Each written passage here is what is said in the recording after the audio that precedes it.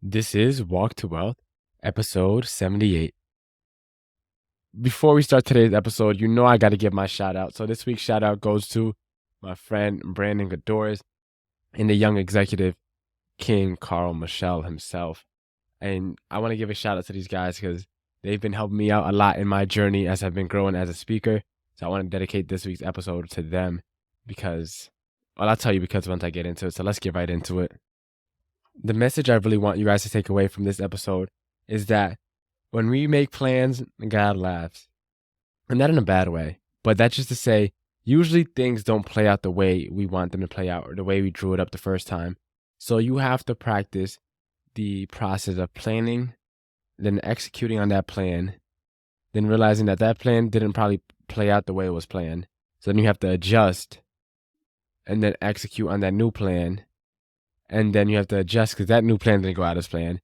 And you're just constantly in a cycle pretty much of planning and replanning because you are never going to have one plan that just draws out your entire life. It is impossible. Life is too unpredictable.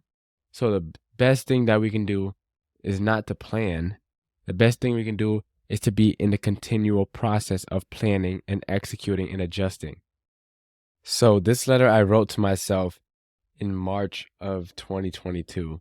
And the goal of this exercise was to write out a letter to my future self 1 year later, which is now, and write down goals that you want to have accomplished by then. So I wrote this in March of 2022. It is now March 2023. And I have the topic of real estate goals, investing goals, credit goals, and personal goals. And so I'm going to start off with just reading the beginning of the letter, and then we'll go into my real estate agent goals. So, hi, John. I trust this letter finds you well. And then have a little arrow saying, remember from bold, because I wanted to make sure that I didn't forget. I am so glad that you've taken bold. Bold is a real estate training, by the way, for anyone that doesn't know. Here it is, just 1 year later, and I have accomplished the following things in my life. Let's start with real estate as an agent. I will have closed 15 transactions. So in 2022, I closed 3 rental deals. That is it. Nothing more. I didn't close any actual buyer, seller, or investor transactions. Just 3 rental deals. I will be Rookie of the Year. Failed that completely. I was far from Rookie of the Year. I wasn't even in the running. I wasn't in the leaderboard. I wasn't on the radar. I definitely did not win Rookie of the Year. So 0 for 2. Next goal, I will have a $1 million listing under my belt. As I said, I didn't sell any houses. So 0 for 3. I will have a silver status at the sales rally. Now, I believe silver status is $100,000 in gross commission income. So as I said, I didn't sell any houses. So I got to I think 3,000. No, I lied. Probably made like 6,000 or so in real estate last year. I will teach a seminar to over 500 agents. Now, my most signups was 440, which was my very first class. And the most people I had live on a Zoom call was 205, I believe. And that was on the very first class, which was before I even wrote this letter. So I failed that as well. So now we're what? 1, 2, 3, 4, 5. 0 for 5. Goal number 6, I will cap. Now, in Keller Williams, you have to pay a commission split like many other brokerages. But once you sell a certain amount of volume in houses, then you get to keep 100% of your commission split. That's what capping is. Again, I ain't selling any houses. 0 for 6.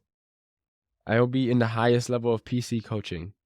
PC coaching, stands for productivity coaching, is something that we have within Keller Williams. I'm still technically in coaching, and I haven't attended one of my one-on-ones in like 7 months because I'm not even focused on real estate anymore. So that is 0 for 7 now. And I'll be full-time in real estate, no other jobs. And I'm still currently working at the restaurant. So to start off with this letter, I am 0 for 2, 3, 4, 5, 6, 7, 8. 0 for 8. And this is what I originally had drew up. Didn't go as planned. Alrighty, so for investing, I will have a duplex in Meriden with both units occupied and cash flowing $250 per door. Don't have any rental properties as of yet. So, 0 for 9, let the streak continue. I'll have a solid property manager in place. Don't even have a property. Over 10. I will have 50,000 between my brokerage accounts. I actually sold off like one of my entire brokerage accounts so I can invest in an accelerator program last month. So yeah, 0 for 11. I'll be successfully trading Forex and making over 1,500 per month. I don't even think I ever made an actual trade on Forex. I traded in a practice thing and I just never went through with it. So I signed up for a month or 2 months and then I never actually traded anything and I left. So now we're officially 0 for 12 if I'm not mistaken. We're doing super good. And I wish I was joking. This is like an actual letter I wrote to myself last year this time. Now the next category of goals I had is credit. So I will have the Chase Ink Unlimited card. I do have that card. So I did one thing right. I'm 1 for 13 now. I got that card, but I didn't even get the welcome bonus because I didn't spend enough in the minimum time period. So no point in getting that card. So I guess we can, I don't even know if we should count it as a win or not. But yeah, I do have the card. I'll have the Amex Delta card. So I actually applied for the Amex Delta card in like November of last year, and they didn't approve me. So there's that. And I just applied for another Amex card, and they didn't approve me for that either. So I don't know what's up with Amex, bro. Chase showed me all the love. I got like almost like 3,500, or not 35,000 like credit limit across Chase, and Amex won't even let me get my foot in the door. I would have the Amex Everyday card because why not? Well, I don't have that card either, so I'm 1 for 15. And my one that I did have, it's barely even a win. I'll have access to over 50,000 in trade lines, so I don't have access to 50,000. But I definitely I do have access to a lot of credit and trade lines. I would have 0 car debt and 0 student loan debt. So I'm officially 1 for 13, 14, 15, 16. Or 1 for 17, technically. 1 for 17. Someone do the math on that. That is horrible. All right, and these are some personal goals that I had. I will still have beautiful curly hair. So the day that I'm actually recording this, I actually cut off majority of my hair. So my curls are actually back to being beautiful again. Not to say my curls weren't beautiful when I had a bunch of hair, but it's like when my hair gets that long, it doesn't even loop anymore the way it used to when it's short. So I'm actually glad that I cut my hair. So I do have beautiful curly hair. I mean, I still had it, but now it's even more beautiful. So I'm 2 for 18. I will still be with my girlfriend, having the best time of my life. I still got that going strong. So we're over 2 years in. So 3 for 19. I had visited over two other countries. I haven't visited any other countries since I went to DR back in my senior year of high school. So failed that. I'll have read 20 books. I don't think I've read 20 books. Last year, I don't even think I read that many books. I listened to a stupid ton of podcasts and YouTube videos, but in terms of book, yeah, I was slacking. And then my podcast will be flourishing. So the podcast is doing really well. It grew a lot, and honestly, it's one of those things where I'm really proud of the show and where it's going, and where I'm taking it, and I'm just gonna keep on.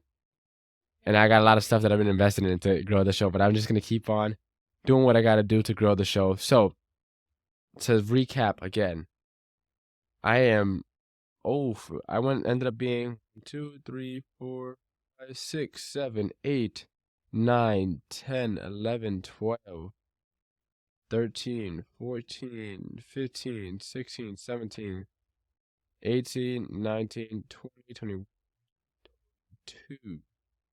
3 for 22. Now, if we break down the math on that, 3 divided by 22, that is a 13%. You would have failed every single class. You would have never graduated. You would have never passed a grade. You would have never went to college with a 13 as your grade average. So that just goes to show you that life doesn't go as planned. It's not always going to be the way that you draw it up. Now, am I glad that it didn't go out the way I planned? Yes. I love the journey that I'm on. And that's what most people get wrong. They don't love the journey. You gotta love it, man. All the ups, all the downs. You can't enjoy the summits if you don't enjoy the treks up there. You have to enjoy this game of entrepreneurship. It's gonna throw curveballs at you. It's going to be difficult. You're not going to succeed, right? You're going to fail. Are you going to let that stop you? I could have stopped. I didn't sell any houses last year. My podcast numbers were going down last year.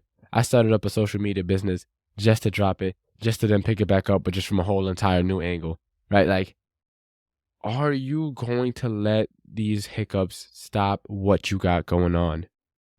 Because if so, you might as well stop now. Don't even bother trying.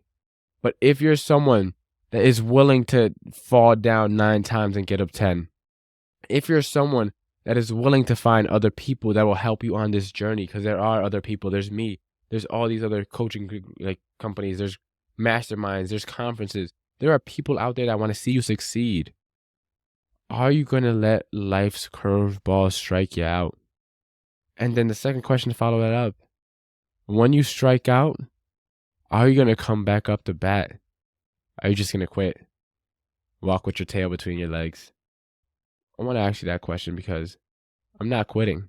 I can't quit on you guys. That's why I'm still going with the podcast. I can't quit on myself. I'm still going with everything that I do.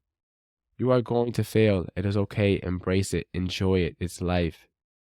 Keep on going. Keep on staying strong. Keep on learning. Keep on investing in yourself. You will get there. This walk is a long walk to wealth, and some may walk quicker than others. What good is sprinting to the finish line if you pass out when you cross it? That is all for today's episode. Thank you guys so much for tuning in. Thank you guys just so much for just showing so much love this year. I really do appreciate the support you guys got going on. If you guys found value in this episode and you want to show some appreciation, make sure to leave a 5-star review. It will mean the world, not only to me, but to yourself, because these 5-star reviews allow me to bring the most amazing guests possible to the podcast. So the more we grow, the bigger the people that we can get on the show. And I asked you guys a while ago, who do you want to see on the podcast? A lot of you guys mentioned some big names, right? Jordan Peterson. You guys want to see Tony Robbins, people like that.